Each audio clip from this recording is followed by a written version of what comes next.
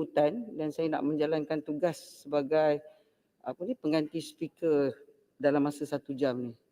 Saya dah buat ruling tadi pada Kulim Bandar Baru. Saya nak buat ruling kedua. Jadi sila bawa pada speaker lah. Silakan Yang Berhormat Menteri, 10 minit. Terima kasih Tuan Yang Di-Pertua, saya sambung. Memberi respon kepada persoalan yang dibangkitkan oleh Yang Berhormat Kota Belud dan Sepanggar yang mempersoalkan pembinaan markas 5 Brigade yang baru Menteri, maafkan saya, sebelum itu kita telah berhenti waktu tengah hari. Saya telah bangun untuk tanya Menteri 2 perkara saja. Kalau boleh, saya minta maaf. Saya akui saya tidak bahaskan, tapi dewasa ini kita sering kali mendengar tentang pencerobohan ke dalam kawasan Laut Cina Selatan oleh kapal-kapal, sama ada kapal-kapal tentera atau kapal-kapal nelayan daripada China. Dan kita tahu bahawa kita telah baca dalam liputan akhbar di mana Singapura bila berlaku pencerobohan ini akan menghantar dengan izin, saya gunakan istilah scramble military jets untuk sampai, dan sama ada kejadian itu berlaku pencerobohan di laut ataupun di udara, kapal-kapal tentera, kapal terbang tentera akan dihantar. Soalan saya, kenapakah tidak kita melakukan perkara yang sama? Nombor 1. Nombor 2, saya juga telah baca satu laporan dalam surat khabar di mana dengan tajuk China sends 16 military aircraft over disputed South China Sea near Malaysia. Adakah kita akan respon? Saya percaya perkara ini berlaku pada 2 hari bulan Jun. Adakah kita akan respon? Memang kita ingin mengelakkan sebarang pertempuran atau pergolakan yang boleh menyebabkan masalah di antara dua negara. Tetapi apakah langkah-langkah yang akan diambil oleh kementerian untuk kita menunjukkan equal show of force dengan izin kepada pihak-pihak yang mencerobohi kawasan laut kita? Menteri, terima kasih. Tua Yang Berhormat Julutun mengakui bahawa ianya tak dibahaskan oleh kerana banyak lagi isu dan saya hanya mempunyai 8 minit. Jadi saya akan jawab secara bertulis. Silakan. Terima kasih. Saya ingin memberi respon kepada persoalan yang dibangkitkan oleh Yang Berhormat Kota Belud dan juga YB Yang Berhormat Sepanggar yang mempersoalkan pembinaan markas 5 Brigade yang baru di Kota Belud yang dilihat tiada sebarang bentuk ancaman di kawasan berkenaan dan mencadangkan bahawa kem baru sepatutnya dibina di pantai timur Sabah yang terdapat ancaman keselamatan yang lebih besar. Untuk makluman Yang Berhormat, Brigade Kelima Infanteri yang kini berpangkalan di Kem Paradise Kota Belud bertindak sebagai elemen kedalaman, in-depth element yang sentiasa bersiap sedia membantu forward element di persempadanan sekiranya diperlukan dalam mempertahankan negeri Sabah daripada sebarang ancaman. Pengawasan keselamatan di negeri Sabah dan khususnya di kawasan pantai timur Sabah secara keseluruhannya turut diperkukuh dengan pemantauan oleh Markas Angkatan Tugas Bersama di Kem Kukusan Tawau secara bersama oleh ketiga-tiga perkhidmatan.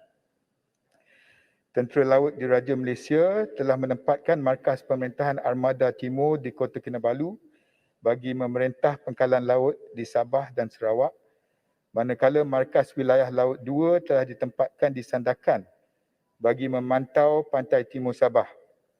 Tentera Udara Diraja Malaysia pula menempatkan markas wilayah Udara 2 di Labuan serta pusat bantuan operasi udara di Tawau bagi memantau keselamatan ruang udara keseluruhan negeri Sabah.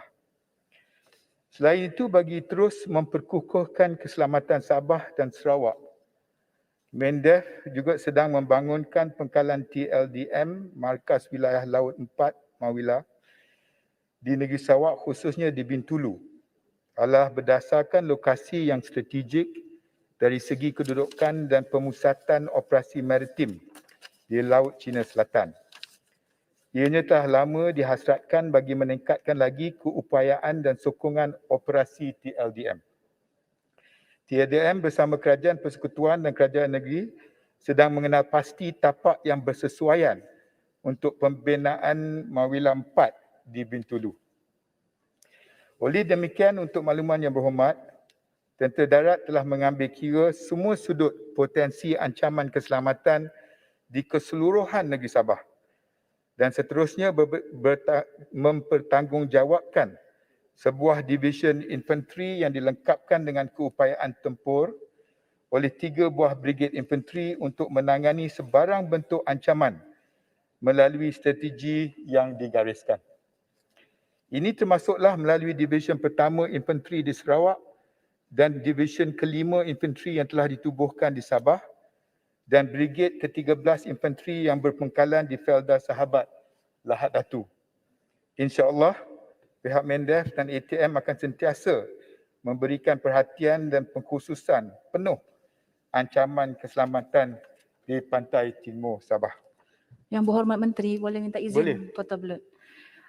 Saya bertanya tentang rasionalnya untuk kita bina baru kem Brigade Kem 5 Brigade di Kota Belud, iaitu di Kem Paradise, kerana dalam tahun 2019 Kota Belud disenaraikan sebagai salah satu daerah termiskin di Malaysia. Jadi pada saya yang Kota Belud perlu adalah dari segi industri ataupun infrastruktur lain, tapi bukannya kem tentera, kerana yang seperti dibangkitkan juga sahabat saya Sepanggar dan YB Sempurna tadi, ancaman sebenarnya berada di pantai timur. Kalau saya boleh quote YB Menteri pagi tadi sebelum break lunch ya, ada menyebut bahawa kita akan beransur-ansur untuk pindahkan pemusatan pertahanan kita ini sebelah pantai timur. Tapi saya kira kalau begini, sebab Kota Belud akan menempatkan bahagian kedalaman ya, YB Menteri tadi sebut, ya saya kira perlu ada langkah yang nampak ataupun signifikan untuk kita pindahkan pertahanan ini tumpu di pantai timur. Saya bukannya menolak pembangunan, tapi saya kira Kota Belud memerlukan pembangunan yang lain lagi untuk menangani isu yang utama, iaitu isu kemiskinan di tempat kami. Terima kasih.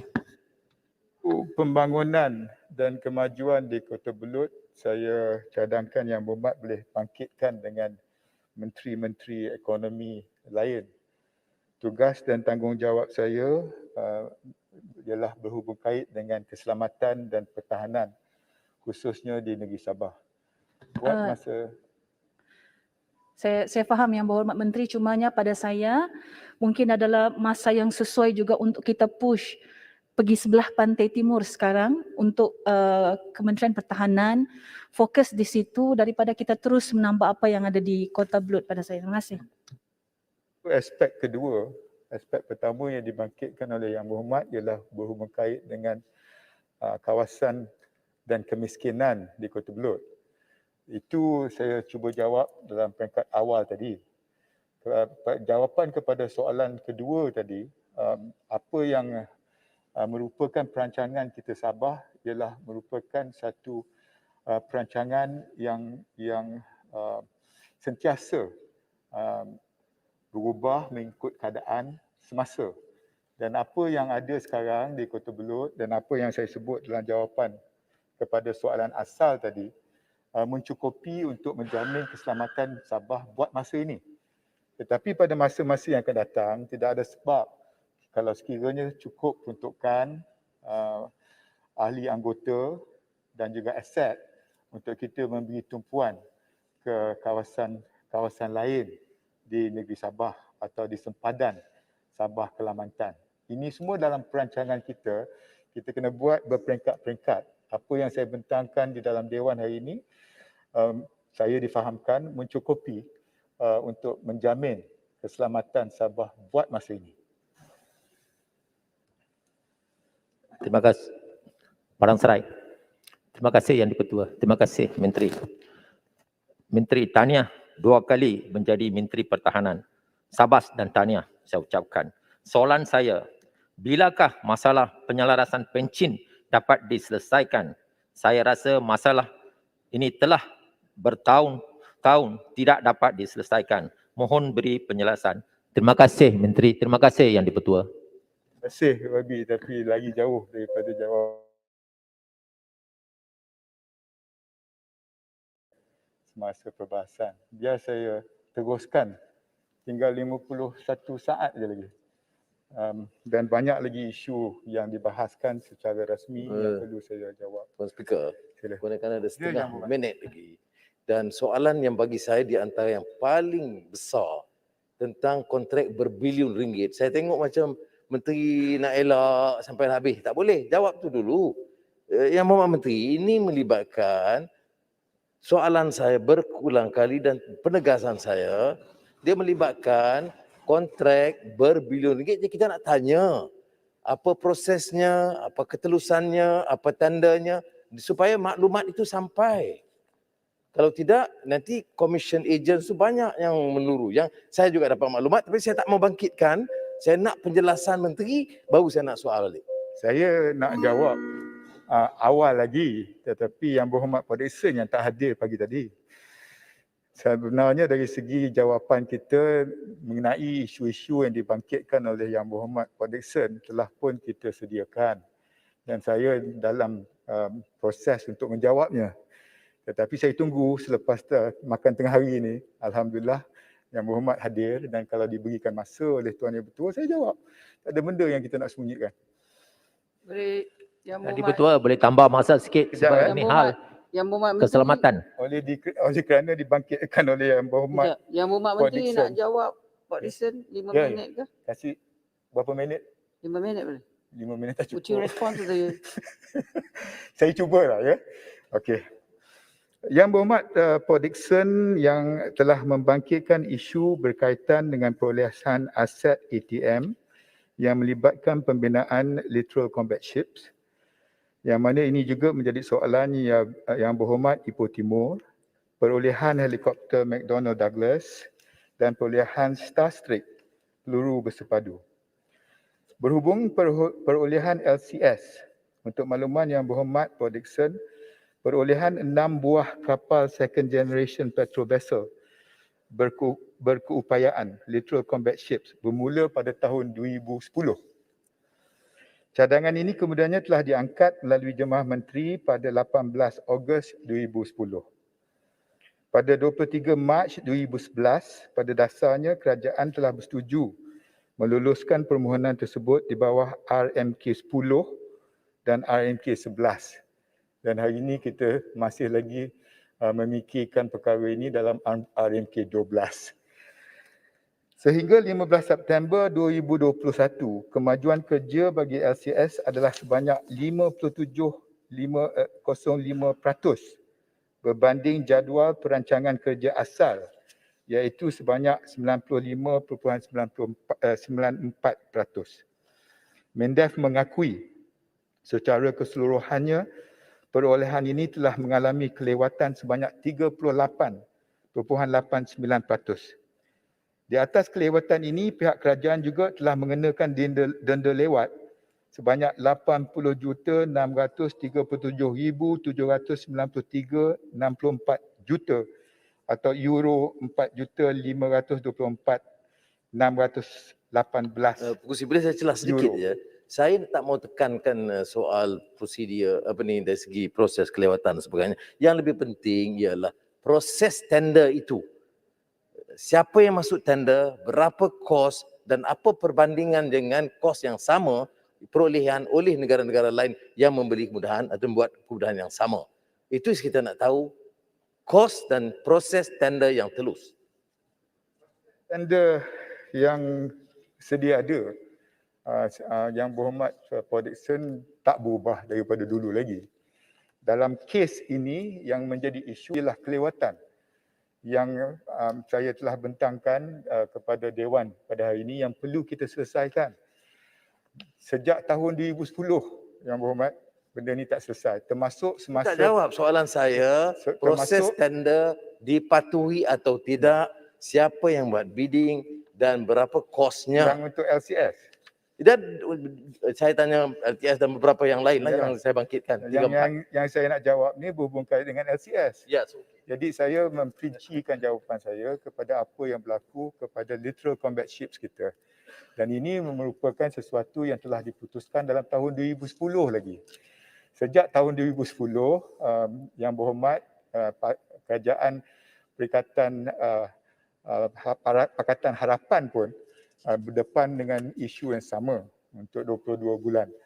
Dan kalau isunya prosedur dalam meluluskan dan menawarkan projek berkenaan, itu pun perkara yang boleh dibangkitkan masa Yang Berhormat sendiri menerajui kerajaan.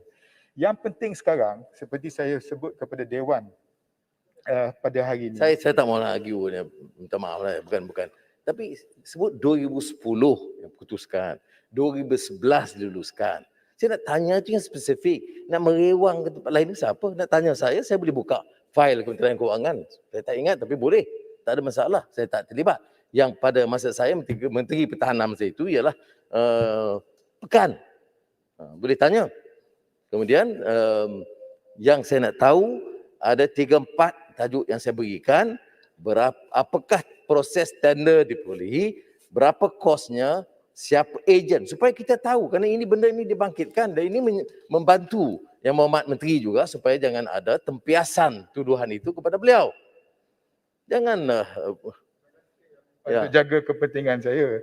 Tetapi benda ni merupakan sesuatu isu yang telah lama terpaksa kita hadapi. Yang saya sebut tadi, semasa Pakatan Harapan menerajui kerajaan pun terpaksa dihadapinya. Dan Yang Berhormat Kota Raja pada masa dan ketika itu telah pun mengenal pasti masalah-masalah LCS di mana kontraktor gagal siap reka bentuk, kontraktor lewat muktamadkan perolehan sebahagian peralatannya dan paling penting kualiti kerja yang tidak ikut spesifikasi.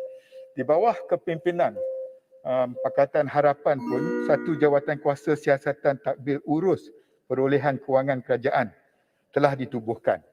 Dan ini siasatan berjalan seperti apa yang disyorkan oleh kerajaan ketika itu.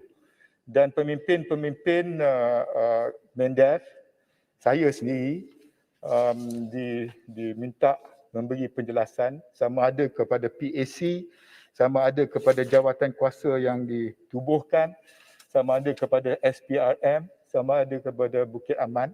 Semua ini telah pun disiasat dan pihak berkuasa mempunyai fahamnya. Kalau sekiranya Yang Berhormat Perdison mempunyai maklumat dan bukti-bukti baru yang boleh membuka balik perkara ini, terima kasih. Saya pun tak ada apa nak sembunyikan.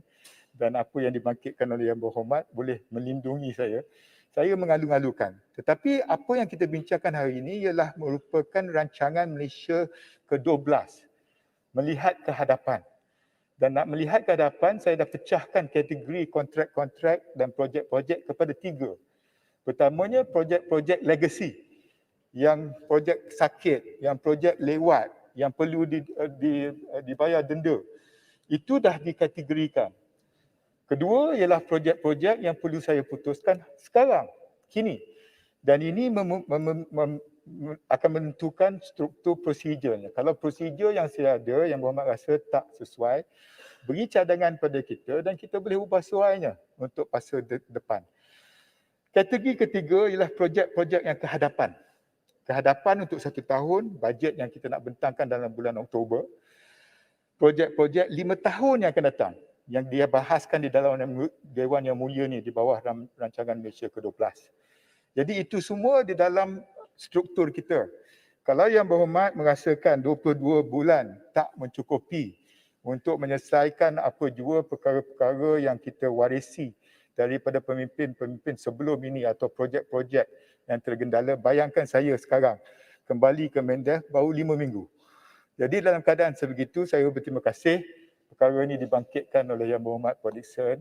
Kita ambil maklum. Tetapi yang penting tak jawab. Saya tanya, kalau tak boleh jawab 2010, minta notis dan berikan jawapan. 22 bulan saya tak terlibat dalam kerajaan. Itu bukan saya nak ada ulang itulah. Yang keduanya, ada juga kontrak-kontrak diluluskan semasa menteri. Saya dah jelas, saya dah sebut dalam ucapan saya. Saya percaya staf boleh teliti.